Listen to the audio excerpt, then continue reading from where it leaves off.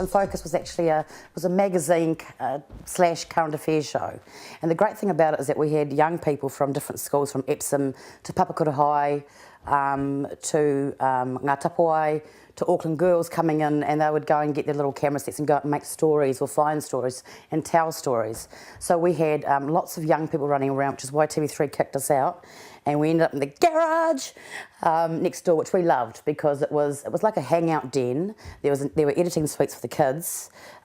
We of course would go out and shoot stories that were topical at the time to do with young people, and I was a young person. So that's basically where I learnt my skills about interviewing, putting stories together, telling a story, finding those people, so researching, directing and editing. The first time I ever did live television, I was pooing my pants. We had learnt, Tony and I, the young guy from Pakuranga High, I think, we had learnt the script backwards and forwards. But it's a little bit different when your first AD's going, and 5, and 4, and 3, 2, the auto cue shut down. It went black. And we held it together, but it was really hard because I knew the script anyway, so it was okay. But they didn't get up and running until about the third kind of slot. So that was kind of my introduction into live television. Never ever trust an auto cue and know what you're talking about and understand what you're talking about as well. Shortland Street is surreal. Unless you have worked on the show as crew, production, or as a cast, you have no idea. It's a sausage factory that pays really well. You learn some bad habits, like acting really fast and learning lines really fast, but was quite good at that, so I just never really learn my scripts or anything, but would get the gist of it and go in. But we'd be tuning them out, and your day was never your own. Maybe you would have a call time at 10 o'clock, and maybe you're supposed to wrap at 3, but we're 2 hours down, so you're finishing at 6 in the evening. So you couldn't make doctor's appointments, you couldn't make dental appointments, you couldn't go and I'm just going to have some me time. There was never any of that. It was very rush, rush, rush. But it's almost, they became my family for 8 years of my life, from the age of 22, 23, which is quite a young age, and just kind of got thrown into it. But I loved it because I could pick up the pace and I went with it. I mistakenly said to the dialogue coach that I had had intimacy issues. So I can't even say it. Blah, blah, blah, blah. And she was like, oh my God, oh no, we've got to get Blair in there. And they did this big kind of test to see whether I could lie on him or kiss him and stuff. And I went to town. The poor boy was ravaged. I got the job. Yeah. And she's like, I don't think you've got intimacy issues. I think you were just a little bit scared. I think, yeah. This is why I'm still lying on Blair. Yeah, I suppose so, yeah. So, yeah, no, I got over that. I remember Blair Strang saying to me, you realise your life is not your own now. It's like day 2 or day 3, and I'm on a high going, I'm so cool, I'm on Shortland Street, I can act. And I remember watching my first show and going, oh, I'm never again am I going to watch a show.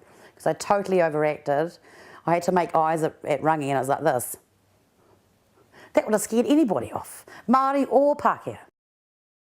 My best and best and worst times at Shortland Street, I think they helped to create a bit of a prima donna. I was for a while. Well, you get a sense of that, because they could go home, the crew could go home and have dinner. You need to stop to get your petrol. You got to sign autographs and stuff. It's like, oh please, can I just go home, be Steph? No. So, I was like Donna 24 hours a day. Which is good, but not if you're premenstrual. You're just like, go away, leave me alone. Oh, get away, yo, what's your name again? Oh, yo, from Tauevihi. Oh, lovely. Yeah, but it got a bit much towards the end. I felt like I lost my freedom. I felt like I was like, where's Steffi T? Where's Stephanie? Stephanie's gone. And again, really aggrieved when Donna went. It was like this huge hole had been ripped out of me, like I was missing a limb, and it's only just starting to grow back now. So it's hard to shake that brand of Donna Heka. It's really hard. Even though I love her, I wish she had died. She just went to Australia. I'm a virgin traveller. Like, I've done the Pacific, I've never been anywhere like that. No amount of reading the City of Joy or Shantaram or Holy Cow or any the Dalai Lama or whatever doesn't prepare you for getting off the plane in a heat that is at the very beginning quite unbearable. It's like soupy, and just seeing millions and millions of people who are what are you all doing? What's everybody doing? Someone's always doing something or picking something up or getting a job or creating a job in India. So because the airport, it's hilarious. I had the best trip ever. We went up to Ladakh and I had to trek the Himalayas. That was hard. That was really hard. I kept trying to order a helicopter or something. It's like, can't we just? It's TV. Can't we mock it up? No, I had a great time. You know, I had things like snakes thrown around me and. It's all on telly, so you've got to kind of, in a sense, play to what's happening, but be real and be authentic, which is the only thing you can be, I think, when you're thrown into a situation that you've never been thrown into before. Yeah, I didn't want to come home.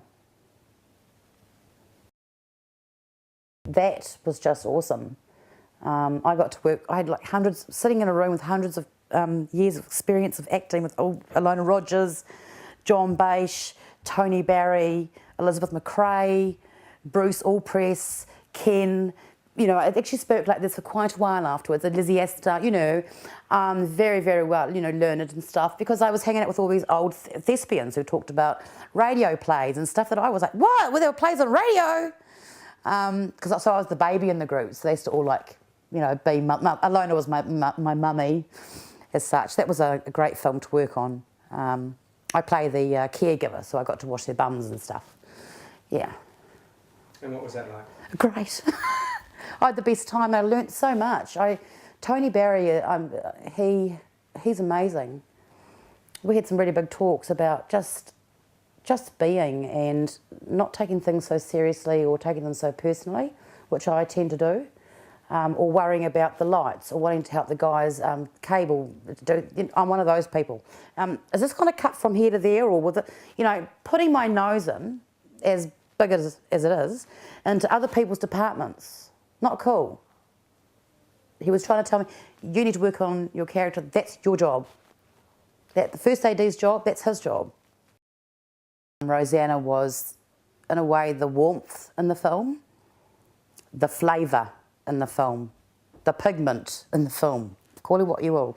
And she was a lovely character, and I got my nephew to play my son, so that was cool. He was really good too. He'd never acted before in his life.